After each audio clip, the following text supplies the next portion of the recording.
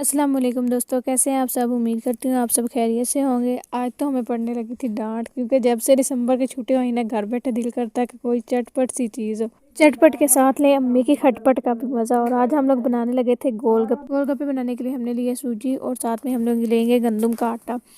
जो सूजी होगी वो 1 कप, और गंदम का आटा जो होगा वो हम लोग हाफ़ कप इस्तेमाल करेंगे। इन दोनों चीज़ों को अच्छी तरह से मिक्स करने के बाद अब हम लोग इसमें डालेंगे पानी, और इसका आटा गूँधेंगे। इसका आटा जो होता है वो थोड़ा सा सख्त रखा जाता है। फिर इसके बाद इसका आटा गूँधने के बाद इसके ऊपर लगा के पानी हम लोग इसको रखेंगे, और कोई गीला कपड़ा ही इसके ऊपर करके देंगे, ताकि जो आटा है वो खुश्क ना हो। इसके आटे को गूँधने के बाद अब हम थोड़ी देर के लिए इसको रख देंगे। फिर इसके बाद हम लोग इसके छोटे छोटे से बॉल्स बना लेंगे, और इसको बेलने की मदद से बेल लेंगे, और इसके गोलगप्पे की शक्ल देंगे गोल। इसकी रोटी ना तो ज़्यादा मोटी होनी चाहिए और ना ही ज़्यादा बारीक।